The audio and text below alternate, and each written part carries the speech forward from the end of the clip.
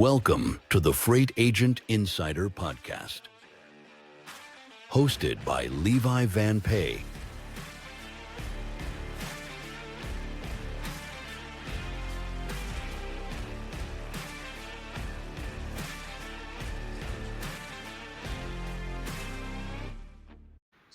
And welcome into the Freight Agent Insider Podcast. Find us on Spotify, find us on YouTube, LinkedIn, even TikTok at Freight Agent Insider. Every episode is featuring a killer freight agent out there.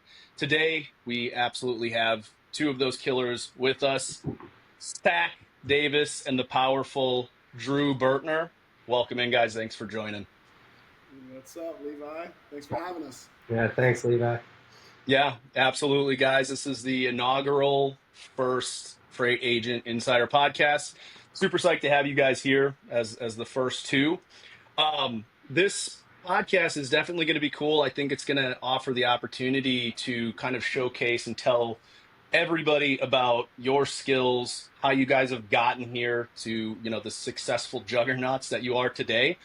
Simultaneously, what people can do to avoid some of the pitfalls and the horror stories you've probably encountered along the way. So, guys, just to kind of kick it off, if you want to kind of give us a little bit of background on yourselves, nothing you don't want to talk about, things you do want to talk about, let's dive into that. Sure. Got into freight a couple of years ago. Kind of like a Wolf of Wall Street moment. Had some buddies that were doing very well, ironically enough, during COVID. And it was one of those situations where I was hanging out with them. I knew them. And I was like, dude, you guys showed me a paycheck for what you're talking about, and I work for you now. So they did. And I quit my job and started 2 weeks later at a big brokerage, W2. It was a great experience, a long commute, but I told myself I was going to give it 2 years and see if I loved it and if I could see myself doing something like that. So, it was about an hour drive each way, hour and a half drive each way. My goal was to be the first one in and the last one to leave, for those 2 years, build a book as quickly as possible, and then, kick some ass. And I did that, and I fell in love with it. And like almost 2 years onto the day, I decided to start my own. So I left. I sat out for a year because of restrictive covenants, and then joined up with Drew and SPI, and now we're here. Yeah, and my story's a little bit different. About 10 years ago, I was waiting tables at like a high-end steakhouse, Mastro's, if you've heard of it. And one of my buddies from like childhood, from high school, we were college roommates, called me and was like, hey, I got it. And I was like, got what? And he's like, we always talked about starting a business together, and I know what it's going to be. And I was like, okay, what? And he's like, freight brokerage. And I was like, no idea what he was talking about. But he walked me through it. We got set up with SPI. He already had customers, so he brought them on. He was actually working for TQL, got fired, and needed me to be the face of the agency. So I actually kind of learned by just being on the phone with him every day. And then eventually got to a point where he was off doing other things that were not constructive, and I was just handling everything myself. So it was kind of, trial by fire. And same kind of thing as Zach. I loved it. I was good at it. I was burning the candle at both ends at that point, working from like 4 a.m. until 3 p.m. on freight, and then going to the restaurant. And I just called it quits with the restaurant and gave freight 100%, let go of my partner. And then, years later, came across Zach on LinkedIn, just kind of, linked up with him, and he told me about everything at his other brokerage, and I kind of had experience in that area, so we connected on that. And then once he was, past his restrictive covenants, we partnered up, and we've been working together and killing it, perfecting our process ever since. So it's been a fun ride, and couldn't ask for a better partner than Zach, man.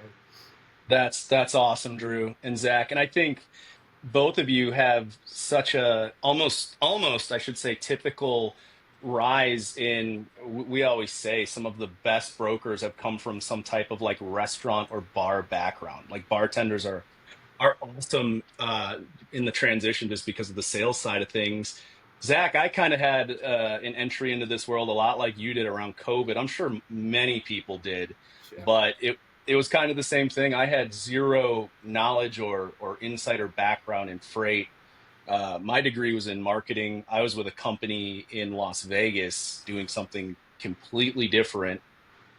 Helped open an office in Nashville, and it was like a month after that, I had just bought my first house, and COVID hit. Everything shut down and fell ass backwards into driver recruiting of all things.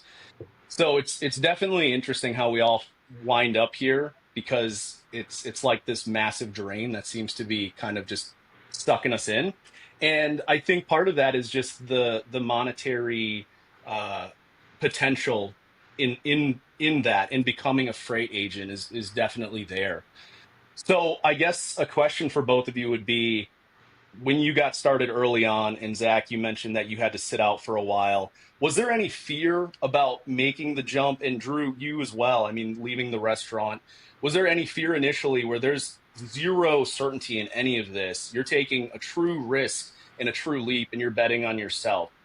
What was that like? And at what point did you say, "All right, we can do this"? It's terrifying, right? It's terrifying because you don't know what customers are going to be there when you get back.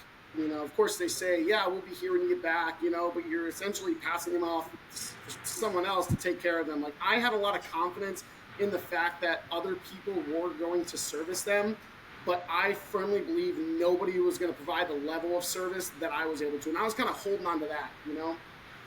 I also knew that, and I just bet on myself, right? And I've been a Yep. risk taker my whole life. You can go look at my LinkedIn experience. Like, I've bounced around different things. Like, if I see opportunity and I see something, like, more importantly, like, I was desperate to do something that I loved. And working at the big box broker, like, training was great. It wasn't the training, it was the people around me that I learned from that were great, including to those people with experience. But Yep. Yep. that gave me all the confidence in the world to go out, come back, and pick up where I left off. And then obviously connecting with Drew and building on that together, like, has made all the difference. Yeah, and I think a lot of what Zach said goes for me too. Like, at first it wasn't like, I was still at the restaurant job, so I wasn't really worried like, oh, if this doesn't work out, I'll just stick with the restaurant. But I was desperate to get out of there. I'd worked there for like 7 or 8 years, and I mean, I was making good money, like cash in your pocket every night, right? It's Yep. great, but it's capped. And like, you go work your butt off and feel like you're giving 110%, and like it just always ends up the same.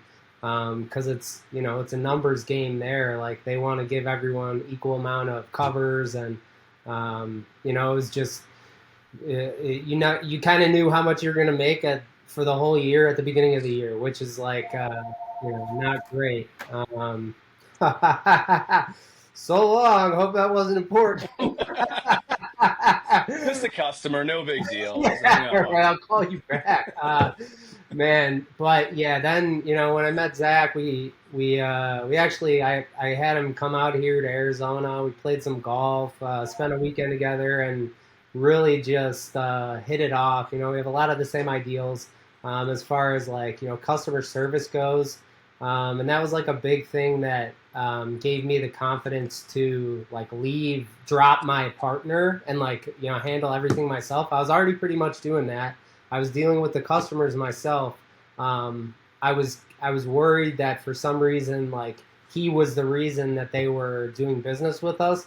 And when I realized that like I was the only one communicating with them, booking the trucks, getting the freight, like doing everything, I was like, why am I even paying him? And that was a tough conversation. But he needed to work on himself. He still does. So, it's just it's a tough decision to make, I would say. And there's still these days when we're like don't have much going on today, and you're just like prospecting like crazy. You want to keep that pipeline full, right? So, it still is running your own business. It doesn't get easier, but it becomes more familiar, I would say. Yeah, that's great, Drew. And I think you guys are interesting too in that you do have this cohesion and partnership formed where a lot of agents are just that. They're agents or brokers. They're doing it on their own. Um, I'd love to hear from you guys as far as like your pathway to success. It's awesome how you came together, but once you guys got together and you formed this unit, what is it that you think has made you guys successful, and maybe tell people just some strategies that have worked for you guys in terms of customer acquisition, growth, without giving away, the secret sauce. Don't give it all away, but just some tips that younger brokers who may be watching this, they could, take that and apply it in the real world. Well, you can't be greedy. I'm not a greedy person, and I think when I got to a point when Drew and I started working together, it wasn't right away that we worked together. Like, he was running his book, I was running my book, but we talked every day. And I was paying very close attention because my whole motto in life is steal what people do right and fix what they do wrong. And there Right. was so much that he was doing every day that I was stealing and implementing in on my own processes and systems. And there was a lot that I was doing that Drew was like, hold on, I got to slow down, I got to write that down, And I was like, and then, That's right. we got to a point where Drew was like, dude, I got this idea. I was like, I already know what you're going to fucking say. I was like, let's just join up. And we did, man. And Drew's attention to detail and his organization, his just processes and systems and how successful and repeatable they are was like very attractive to like the type of business that I want to run. And I'm my focus is always sales, prospecting, bringing on new business, servicing that business. So it was a perfect fit. And I think old Zach, maybe not trusting people or wanting control, would have been like, no, that's and we didn't know how we worked together. We didn't know how we did, like when we argued, like if we didn't agree on something, how that was going to look. Like, that's really scary, right?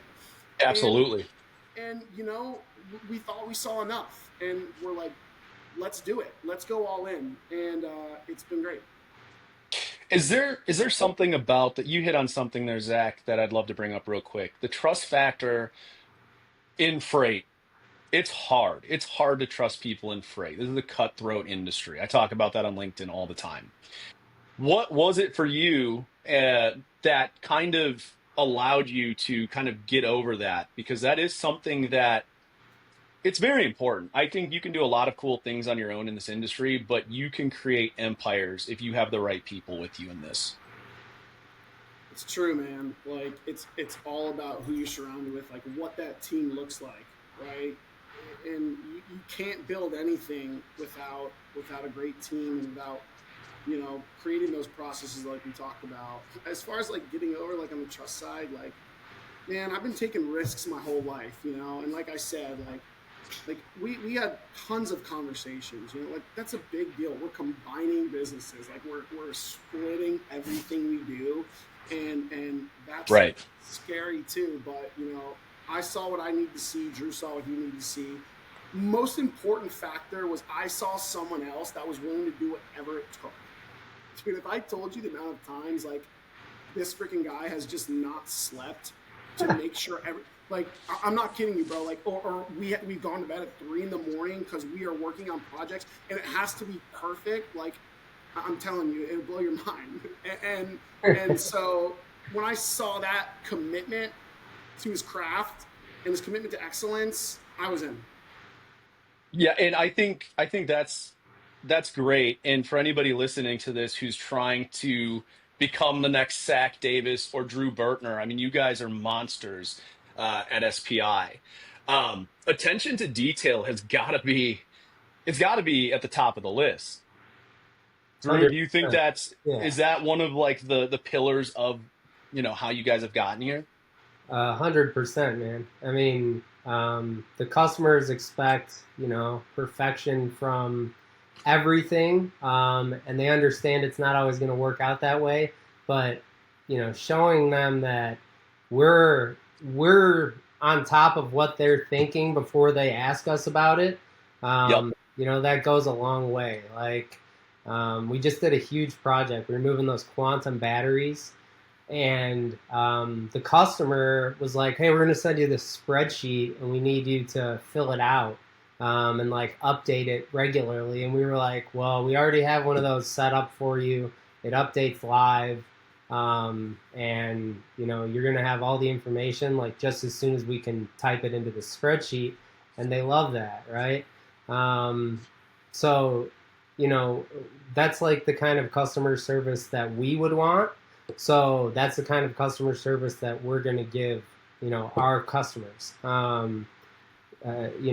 If there's anything that we think that they would want to know, even if they don't want to know it, like we're going to let them know, right? And I mean, it goes without saying that, success in this business is a lot about honesty with the customer. Good, bad, or indifferent, you got to tell them what's going on, because the longer you let it wait and fester, like the worse it looks when it does come to the surface, which is inevitable. So yeah, I mean, that's kind of our thing, I think, is just attention to detail, like you said, it's very important, and then just honesty with the client.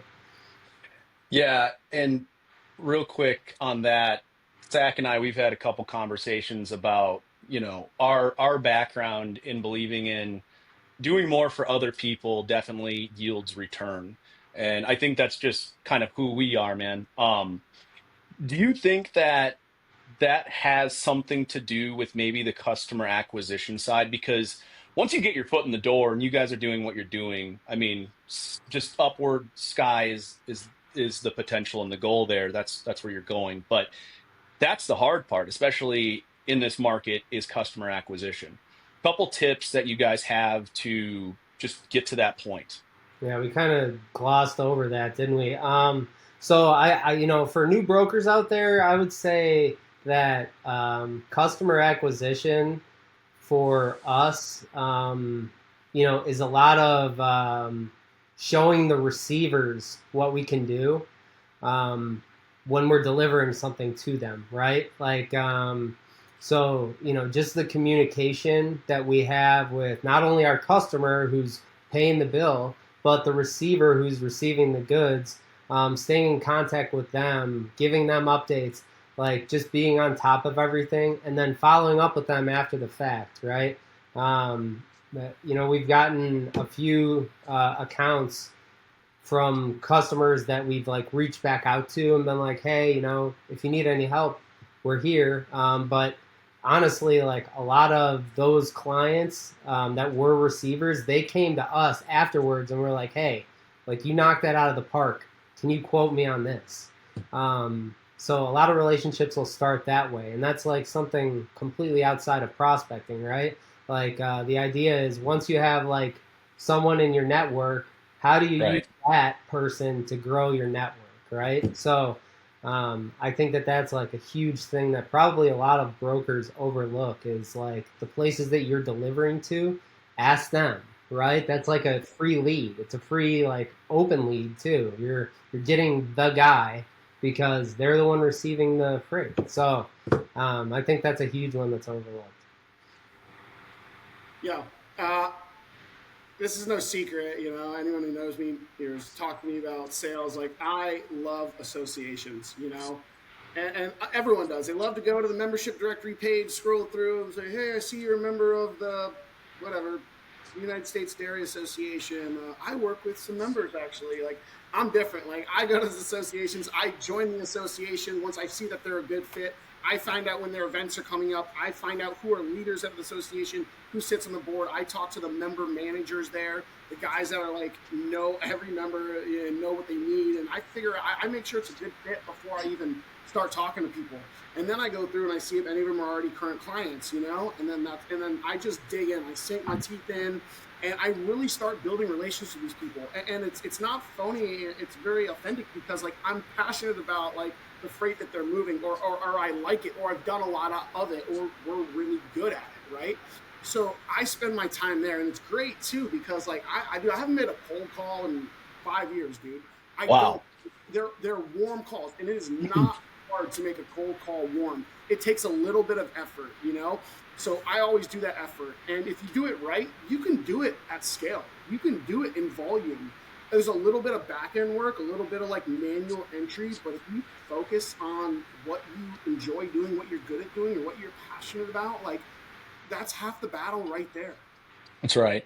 That's great, Zach. That's actually one that I think you mentioned that to me about the associations before, but that's one that never really comes up with other brokers that I talk to. So that is a absolute nugget right there. Yeah, thanks a lot, Zach. I'm just kidding. Yeah. She was like, "Stop giving You away." didn't leave. You didn't leave the proprietary That's information just out. one Not, way. We got plenty, man. We got plenty. There's I a want lot. There's a lot. man. And that's hey, and listen, that's the goal of this is maybe that will help others. There's some other things we can talk about, like this next segment.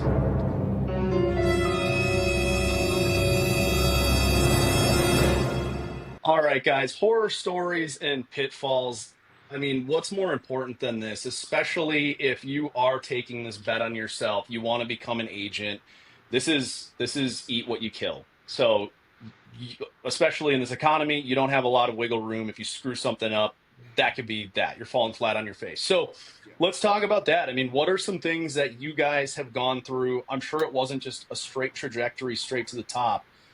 Things that have happened along the way that maybe some smaller brokers that are looking at this can say, hey, I don't want to make that mistake. That's great. What do we got? Gosh, you can go so many different directions with this. The one that stands out right away, it might seem cliche, it's just like when there are problems, bring them to your customer right away, right? But before you do that, like build a strategy on your solution before you bring it to them. Like, hey, here's what happened. Here's what I'm doing. You know, and I'll keep you posted. And most of the time, like they understand problems in logistics, right? Yes, of course. But like getting ahead of that, making sure you have a solution in place, to help mitigate as much of liability as possible. Is very important. So that's the first one that pops out. But there's so many, right? You can go so many different directions. Yeah, I mean, for me, horror story, you know, the most, Anything, Drew? What do you got? yeah, no, the most recent was like, I had my first load stolen in 10 years. Wow. It was a dry van load of, like nutritional supplements, like protein powder, whatever, picked up from like basically Phoenix, Arizona, and it was going to Nevada. Luckily, the customer had like a tracker, a GPS tracker that they put in the freight.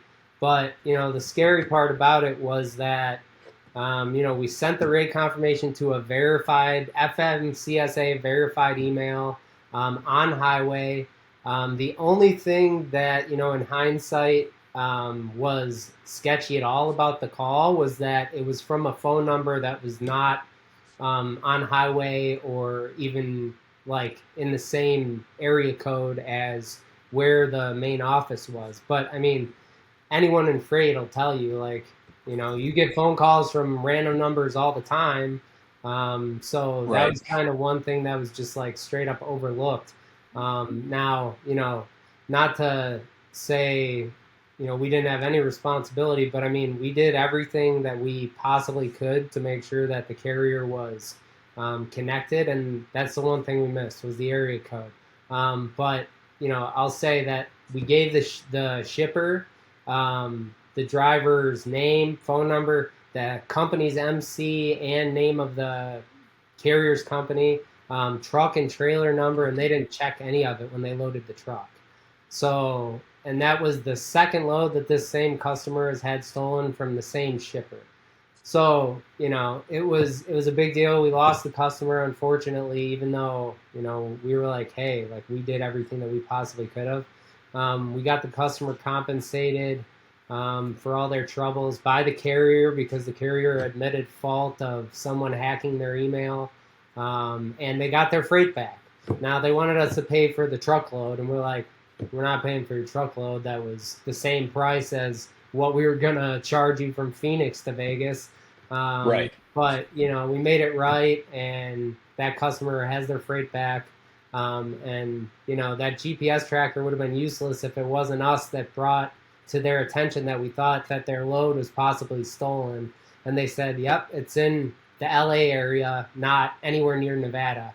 And at that point, we got all the authorities involved and everything got fixed. We actually broke up like a huge ring. I found out the SWAT team went in there, and there were like 10 different customers' freight in their warehouses. So kind of a crazy That's story. scary. But yeah, absolutely. But I mean, you just got to be careful. Make sure that you're doing everything you possibly can to vet a carrier.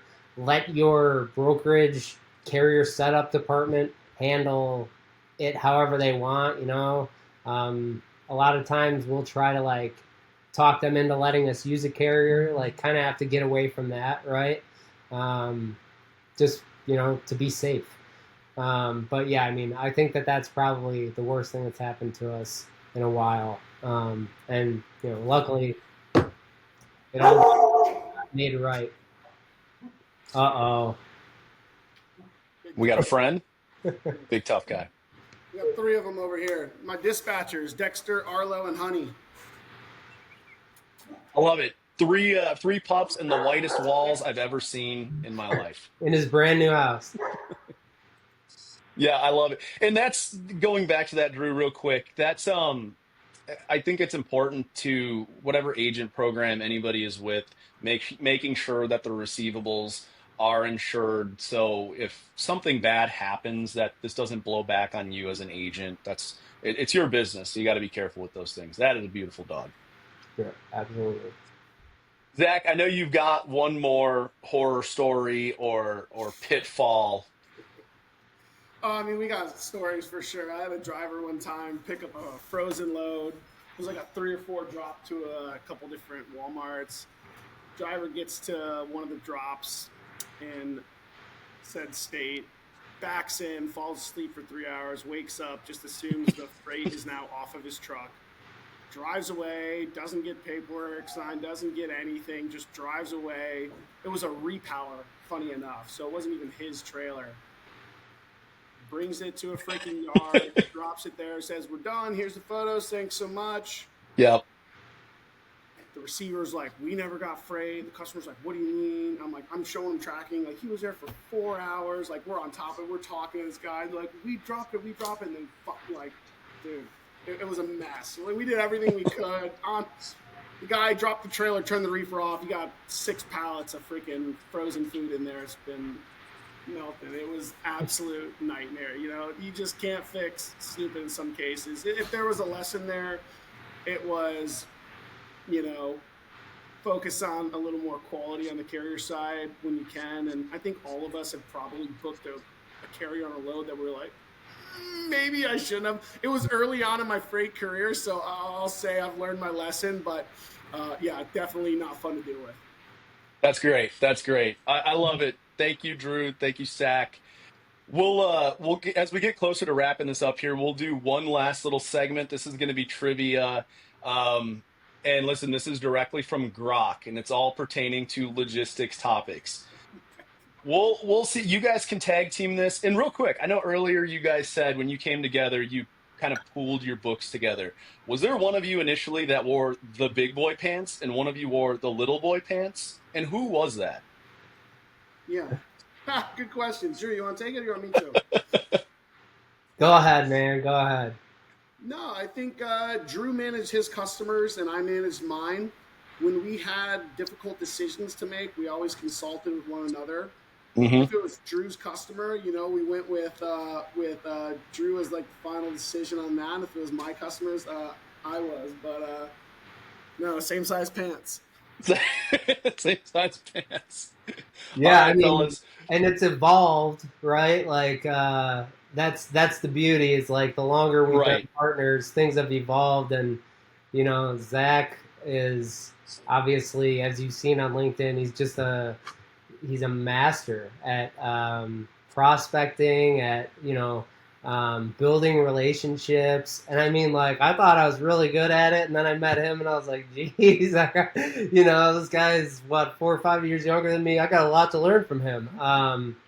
But no, I mean, I think that the big boy pants, I think we both wear big boy pants, and it's the people that we have to deal with that we're like, geez, take your diapers off.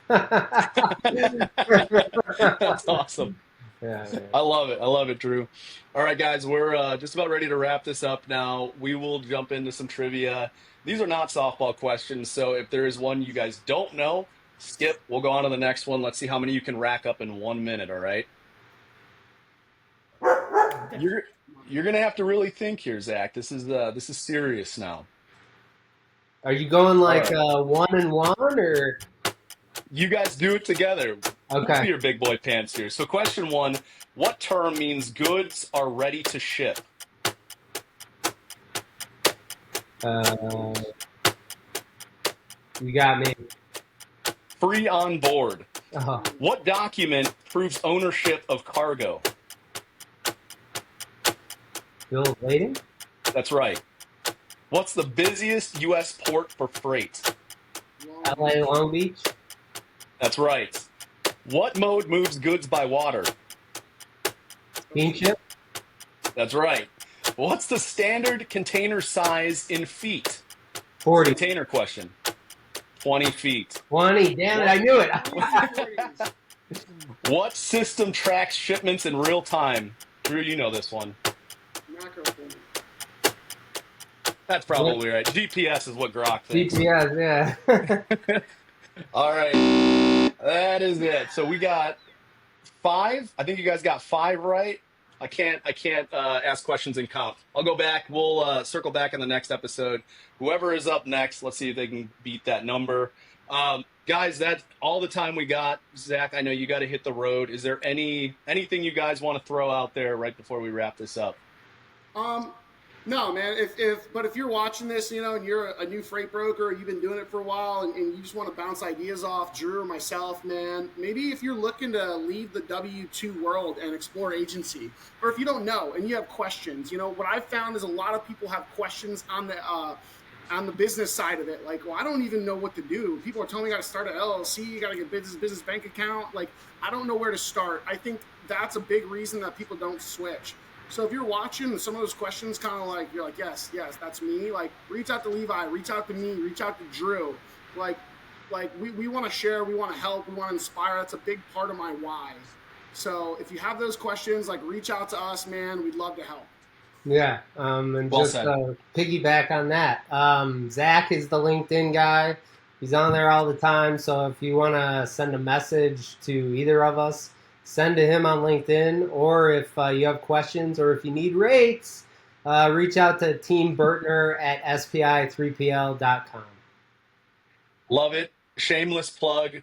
Zach, Drew, thank you guys for joining us. And we're going to probably launch this every Monday. Keep an eye out for that, and we'll have a new agent on every week. So thanks, guys. Thank you, Levi. Thanks, Levi. Take care. You too.